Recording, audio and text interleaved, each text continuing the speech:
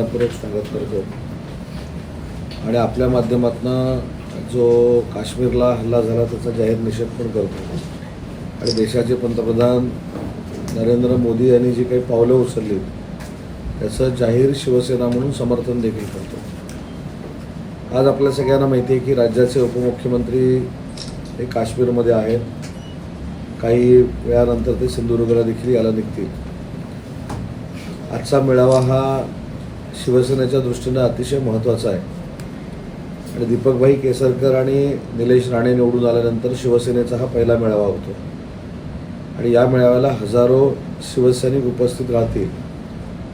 परंतु कालच्या हल्ल्याच्या पार्श्वभूमीवर ज्या पद्धतीनं एकनाथ शिंदे साहेबांचं आम्ही स्वागत करणार होतो ते स्वागत आम्ही रद्द केलेलं आहे। साध्या पद्धतीनं त्यांचं स्वागत होईल, साध्या पद्धतीनं श्रद्धांजली वाहून ह्या कार्यक्रमाला सुरुवात होईल आणि म्हणून जे काही उत्साहाच्या वातावरणामध्ये आम्ही जो काही सभा करणार होतो किंवा हा मेळावा करणार होतो त्या स्वागताला बगल देऊन अतिशय साध्या पद्धतीनं आम्ही हा कार्यक्रम करणार आहोत। सगळ्यात महत्त्वाची बाब की पक्षाची सभासद नोंदणी जी आहे त्या सभासद नोंदणीचा देखील मी परवा येऊन आढावा घेतला। अतिशय चांगल्या पद्धतीनं सभासद नोंदणी अपेक्षेपेक्षा जास्त ही सिंधुदुर्गामध्ये होते आणि मला असं वाटतं की काही लोकांनी माझ्या परवाच्या भाषणाचा काहीतरी गैरसमज करून घेतला आहे। ज्यांनी कोणी पत्रकार परिषद घेतली त्यांच्याबद्दल ठीक आहे, पण मी असं बोललो होतो भाषणामध्ये की प्रत्येकाला प्रत्येकाचा पक्ष वाढवण्याचा अधिकार आहे। महायुतीमध्ये 3 पक्ष आम्ही काम करतो आणि अन्य RPI सारखे अनेक मित्र पक्ष आहेत। या सगळ्या पक्षांना स्वतःचा पक्ष वाढवण्याचा अधिकार आहे, स्वतःची सभासद नोंदणी करण्याचा अधिकार आहे। त्याच्यामुळे कोणीच याच्यामध्ये वाईट वाटून घेण्याचं काही कारण नाही। मी हे देखील उदाहरण दिलं की आपल्या जिल्ह्याचे पालकमंत्री नितेशजी राणे हे माझ्या मतदारसंघामध्ये देखील त्यांच्या पक्षाचं संघटनासाठी आले होते, संघटन वाढवण्यासाठी आले होते। मला दुःख वाटून घेण्याचं काही कारण नाही। त्याच्यामुळे मी संघटना बांधणीसाठी संपर्क मंत्री म्हणून ज्यावेळी सिंधुदुर्गामध्ये येतो त्यावेळी मी कुणाच्या पक्षाची लोक मित्रपक्षाच्या पक्षाचे लोक घेण्यासाठी येत नाही। तर आम्ही ज्यांच्या विरोधामध्ये लढलो त्या उभाटातलीच लोक आमच्याकडे आम्ही घेतो आहे। कुठेही महायुतीतल्या घटक पक्षाच्या पदाधिकाऱ्यांना आम्ही हात घालत नाही आणि आज देखील 1,500 ते 2,000 UBTतल्या पदाधिकाऱ्यांचा आणि कार्यकर्त्यांचा प्रवेश आजच्या मेळाव्यामध्ये होणार आहे। त्याच्यामुळे जी काही पत्रकार परिषद मी बघितली ऐकली ती जिल्हाध्यक्षांची जरी असली आणि मी त्यांच्यावर बोलल्यानंतर कदाचित आमचे जिल्हा प्रमुख बोलले असते किंवा विभाग प्रमुख देखील बोलले असते, परंतु उच्च जिल्ह्यामध्ये आल्यानंतर वाद नको या दृष्टिकोनातून मी स्वतः पुढाकार घेऊन ही पत्रकार परिषद घेतलेली आहे। भाजपाच्या जिल्हाध्यक्षांना जर काही शंका असेल तर माझ्याकडे त्यांनी कधीही यावं, माझ्याशी चर्चा करावी। कुठचाही भाजपाचा पदाधिकारी आम्ही घेणार नाही, आम्ही घेतलेला नाही आणि घेऊ नये अशा सक्त सूचना आदरणीय एकनाथ शिंदे साहेबांच्या आम्हाला आहेत। त्याच्यामुळे संघटना वाढवत असताना माझे दोन्ही भाषणं जर आपण ऐकली, कणकवलीचं ऐकलं आणि सावंतवाडीचं ऐकलं, तर याच्यामध्ये कुठेही मित्रपक्षाला अडचण निर्माण होईल किंवा मित्रपक्ष दुखावला जाईल अशा पद्धतीचं भाषण मी केलेलं नाही आणि ज्यांचा कोणाचा जर गैरसमज पदाधिकाऱ्यांचा झाला असेल तर त्या संदर्भात माझं नितेश राणे पालकमंत्री यांच्याशी देखील चर्चा झालेली आहे, चंद्रकांत बावनकुळेंशी चर्चा झालेली आहे। तर त्या जिल्हाध्यक्षांनी किंवा अन्य पदाधिकाऱ्यांनी जर बावनकुळे साहेबांना आणि नितेश राणेंची चर्चा केली आणि त्यांच्या सल्ल्यानं पुढे पत्रकार परिषद घेतली तर बरं होईल असं माझं मत आहे। मुख्यमंत्री एकनाथ शिंदे यांनी गिरीश महाजनांना श्रीनगरमध्ये पाठवले असं एकनाथ शिंदे गेलेले आहेत। एकनाथ शिंदेना जायची गरज नव्हती असं संजय राऊत म्हणतात, त्यामुळे महायुतीतील श्रेयवाद दिसतो। मला असं वाटतं की त्यांच्या पत्रकार परिषदेला जो कार्यकर्ता आहे तो कार्यकर्ता काम करायचा काही थांबणार नाही। काही लोकांना बसून पत्रकार परिषद घ्यायची सवय आणि एकनाथ शिंदेना फील्डवर जाऊन काम करण्याची सवय। गिरीश महाजन गेले आणि एकनाथ शिंदे साहेब गेले हे काही श्रेयवादासाठी गेलं नाही। मी आत्ता पण त्यांच्याशी बोललो। मला आपल्याला देखील एक विनंती करायची की आपण एकनाथ शिंदे साहेब तिथे जाऊन काय करतायत याची माहिती घेणं गरजेचं आहे। श्रेयवाद कशाला पाहिजे आणि महायुतीमध्ये श्रेयवादाची काय गरजच नाही। माननीय मुख्यमंत्री डोंबिवलीला हजर होते, आमचे काही मंत्री एअरपोर्टला उपस्थित होते आणि जो कार्यकर्ता आहे त्याचा कार्यकर्ता कधी मरत नाही, त्यातला कार्यकर्ता जिवंत राहतो। म्हणूनच माननीय एकनाथ शिंदे साहेब काश्मीरमध्ये आहेत, आता देखील काश्मीरमध्ये आहेत आणि आता देखील शेवटचं फ्लाईट जे 2:30 वाजता येणार आहे तिथल्या सगळ्या पर्यटकांना बसवण्याचं काम ते करत आहेत. हा शेवटी पिंड असतो. काही लोकांचं फक्त बडबड करण्याचा पिंड आहे. काही लोक ते शिंदेसाहेब दऱ्याला गेल्यानंतर टीका करतात, पण ते दऱ्याला जाऊन शेती करतात. काही लोक लंडनला गेले तरी आम्ही टीका करत नाही.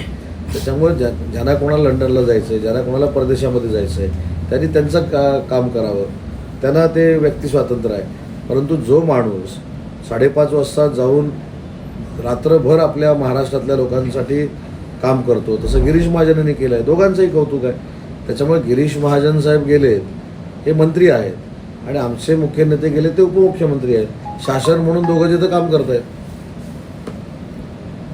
काश्मीरमधील मेळाव्यानंतर मोदी साहेब सुद्धा परदेशातून आपल्या बाहेर देशात आहे. अनेक ठिकाणी महत्त्वाचे कार्यक्रम रद्द केलेले. अशा वेळी आपला आनंद मेळावा होत आहे या ठिकाणी.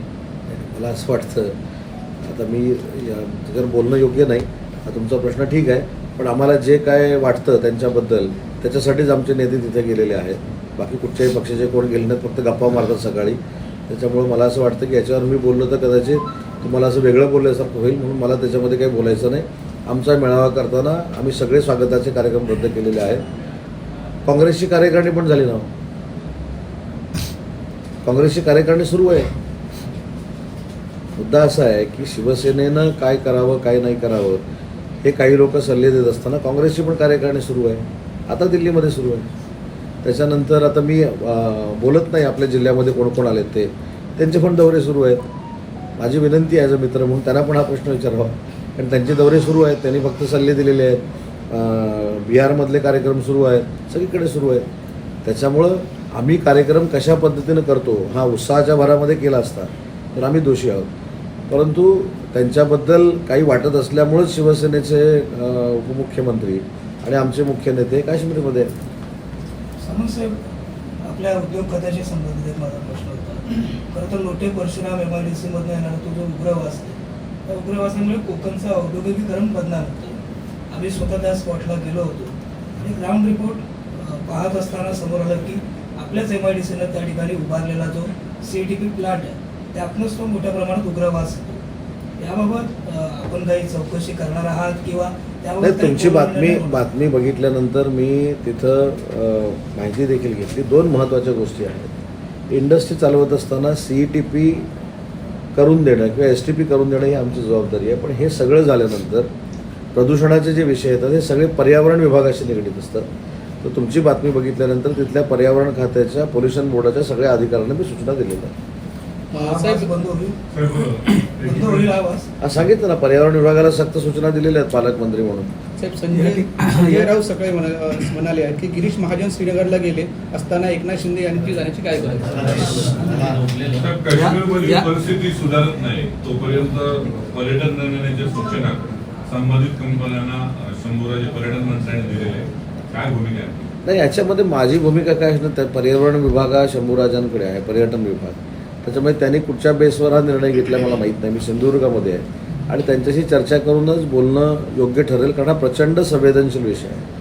प्रत्येक मंत्री या बाबतीतले जे निर्णय घेत आहेत हे वरिष्ठांशी बोलूनच घेत आहेत, केंद्र शासनाची चर्चा करून घेत आहेत. त्याच्यातला तो भाग असावा, त्याच्यावर मी बोलणं योग्य नाही. साहेब, वैभव नाईक यांनी टीका केली की सरकारचे मंत्री जम्मू काश्मीरला जाऊन फोटो सेक्शन करतात अशी टीका केली. जाऊ दे, ते हे बोललं नाही तर ते प्रसिद्धीच्या झोतात कशी राहणार. त्यांनी प्रसिद्धीच्या झोतात राहावं आणि योग्य निर्णय भविष्यात घ्यावा असं माझी त्यांना विनंती आहे. ते प्रवाहाच्या बाहेर फेकले जातील. राजकीय योग्य निर्णय म्हणजे काय? योग्य म्हणजे चांगला निर्णय. चांगला निर्णय म्हणजे उचित निर्णय. शिंदेच्या शिवसेनेमध्ये त्यांना आमंत्रण देता का तुम्ही? आमंत्रण म्हणा, निमंत्रण म्हणा, काही म्हणा. त्या शिवसेनेचे काही पदाधिकारी सरपंच आज प्रवेश करणार अशी माहिती आहे. 1,500 मगाशी बोललो मी, 1,500 लोक आज प्रवेश करतात. त्यात काही पदाधिकारी देखील आहेत. तर तुमच्या रत्नागिरी जिल्ह्यातील 42 पर्यटक जे आहेत काश्मीरमध्ये मी स्वतः त्यांच्याशी संपर्क साधून आहे. मी त्यांच्या पूर्ण रात्रभर संपर्कामध्ये होतो. माझाच एक मित्र ज्याची सी टुरिस्ट कंपनी आहे, मनोज जठार आणि त्याची पत्नी, हे जवळजवळ 32 लोकांना घेऊन श्रीनगरमध्ये होते. आता ते आज एका रेल्वे स्टेशनचं जे कुठचं तरी शहर आहे तिथे पोहोचलेले आहेत. आज रात्री निघतील. आणि दुसरं अमृता ट्रॅव्हल्स म्हणून रत्नागिरीतलं आहे, त्याच्यातली 7 लोक आहेत, ती देखील सुखरूप आहेत. ज्यांचा म्हणजे संपर्क होत नव्हता, डॉक्टर देसाई म्हणून जे आहेत ते रत्नागिरीचे, त्यांचा रात्री माझ्याशी संपर्क झाला आहे मेसेजवरून, त्यामुळे ते देखील सुखरूप आहे. सिंधुदुर्गामधली देखील साक्षी पावसकर आणि कणकवलीच्या काही घेतल्या त्या देखील सुखरूप आहेत. काल त्या रात्री 12-1 वाजता मुंबईमध्ये आल्या. पुढे ते आता सभेतच. सर कुडाळ MIDCमध्ये इलेक्ट्रिसिटी हा मेजर विषय आहे. त्याच्यासाठी MIDCने एक प्लॉट दिला, इतर सगळ्या गोष्टी आल्या, पण अजून ते मार्गी लागलेलं नाही काम. अशी एक बोरं असोसिएशनची आहेत, त्या दृष्टिकोनातून आपल्याकडे काय आले? MIDC सबस्टेशनसाठी किंवा एक्सप्रेस फिडरसाठी जागा मोफत महावितरणला देत असते. कामं त्यांनी पटापट केली पाहिजे, म्हणजे जर रिव्ह्यू घेईन पाहिजे तर ठीक आहे. MIDC मध्ये तुम्ही आता पत्रकार काम झालंय काही महिन्यापूर्वी, कुठे रिनोव्हेशन झालंय, कोट्यवधी रुपये खर्च झाले, पण काम बोगस झालेलं पाहायला मिळतं. कुठे? दरवाजे हातात यायला लागले, कड्या यायला लागल्या. कोट्यवधी नाही, MIDC मध्ये कोट्यवधी नाही, 80 लाख रुपये. कोट्यवधी म्हणजे असे एकदम 80 लाख रुपये, 1 कोटी रुपये असं म्हणा. कोट्यवधी म्हणजे 10, 15, 20, 25 हजार, 12 तसे असंच अर्थ होतो. मी स्वतः याच्यामध्ये सकाळी आल्यानंतर, आपल्याला कदाचित माहीत नसेल, मी स्वतः माझ्या डेप्युटी इंजिनियरला बोलून सांगितलं आहे या सगळ्या कामाची मी चौकशी लावणार आहे म्हणून. पण कोट्यवधी नाही, 80 लाख रुपयाचं फक्त टेंडर आहे आणि कोट्यवधी रुपये खर्च करून रस्त्याचं काम होतं आहे 17 कोटी रुपये. शब्द मराठी आता मी भाषा असल्यामुळं पूर्वीपर्यंत मला कळत नव्हतं, शब्दसंग्रह माझा कमी होता, पण मराठी भाषा आता माझ्याकडे आल्यानंतर कोट्यवधीचा अर्थ आणि लाखाचा अर्थ मला कळायला लागला. 80 लाखाचं काम झालं आहे, 80 लाखातला 18% GST आहे, त्याच्यामुळे तो कमी झाल्यानंतर काहीतरी 68 ते 70 लाखाचं ते काम होईल. तरीसुद्धा ते क्वालिटीचं झालं पाहिजे. मी स्वतः आज राहिलेला असल्यामुळे इथं काय झालं याची सगळी इतंभूत मला माहिती आहे. काम 80 लाखाचं आहे की 80 कोटीचं आहे, याच्यापेक्षा ते क्वालिटीचं झालं पाहिजे या मताचं मी आहे. आणि ज्या काही सूचना द्यायच्या त्या मुख्य अभियंत्यांना पण दिल्यात आणि इथे डेप्युटी इंजिनियरना पण दिल्यात. ज्या कॉन्ट्रॅक्टरनं काम केलं आहे त्या कॉन्ट्रॅक्टरकडनं परत काम करून घ्यायच्या सूचना दिलेल्या आहेत. आणि केसरकर साहेबांनी जोपर्यंत NOC देत नाहीत तोपर्यंत अजिबात बिल पुढचं द्यायचं नाही असं पण सांगून टाकलं. साहेब तुम्ही इथले सिंधुदुर्ग आणि उद्योग मिशन तुमच्याकडेच आहे. MIDC आमची वृद्धावस्था कधी आणि ऊर्जित अवस्थेचा कॉन्सेप्ट काय? आपल्या सिंधुदुर्ग जिल्ह्याची पर्यटन जिल्हा व्हायची अगोदर काही इंडस्ट्री आपल्याकडे होत्या. काही कुडाळचा जर उल्लेख केला तर वायमन गार्डन होती किंवा अशा कंपन्या होत्या. टुरिस्ट स्पॉट झाल्यानंतर किंवा पर्यटन जिल्हा झाल्यानंतर काही निकष आपल्या जिल्ह्याचे बदलले. ते निकष बदलल्यामुळं काही NOCs किंवा परवानग्या घ्यायला उद्योजकांना अडचणी निर्माण होतात. म्हणून आता अडाळीलाही आपण शिफ्ट केली MIDC. आणि अडाळीला शिफ्ट केल्यानंतर अडाळीचे किमती ह्या पूर्वी फार जास्त होत्या. त्या आता दीपकभाई केसरकर, निलेश राणेंनी माझ्याकडे मागणी केल्यानंतर त्या अडाळीच्या किमती आता आपण कमी केल्या. त्या 8 ते 10 दिवसामध्ये आमचा निर्णय होईल आणि त्याच्यानंतर फार मोठ्या पद्धतीनं अडाळी MIDCमध्ये प्रकल्प येतील. दुसरं एक प्रपोजल खासदार नारायण राणे साहेबांनी माझ्याकडे असं दिलेलं आहे की समोर काहीतरी एक 500-600 एकर जमीन आहे जी गोव्याच्या लगत आहे, तर ती देखील ॲक्विएशन करून तिथं MIDC करण्याचा आमचा प्रयत्न राहणार आहे. कुडाळबाबत काय कुडाळ MIDC बाबत काय निर्णय घेणार? कुडाळ MIDC ही वेगळ्या टाईपची MIDC होती. ही पूर्वी झालेली MIDC आहे, ही माझ्या कारकिर्दीमध्ये झालेली MIDC नाही. याच्यामध्ये आपण सर्वे करतोय की ज्यांना आपण प्लॉट दिले होते. आता ही जर मी चौकशी केली किंवा हा सर्वे सुरू केला तर आपल्या अनेक स्थानिक अडचणी देतील. तर सगळ्या पत्रकारांनी मला 100% ठराव घालून जर दिला, स्थानिक असलं तरी काय ऐकायचं नाही इकडे तिकडे, तर मी तो सुरू करतो. कसं आहे की काही गोष्टी त्यावेळी झालेल्या आहेत, त्याची मी चौकशी लावणं, त्याच्यावर कारवाई करणं हे योग्य नाही आणि तो माणुसकीचा विषय होऊ शकत नाही. म्हणून मी काही गोष्टी ह्या अतिशय संवेदनशीलपणे हँडल करतो आहे. आणि दुसरी महत्त्वाची गोष्ट आहे की ज्यांनी वर्षानुवर्ष प्लॉट घेऊन ठेवले पण त्यांनी काही केलं नाही, ती काढून घेण्याची प्रोसिजर ऑल ओव्हर महाराष्ट्रामध्ये सुरू केली आहे.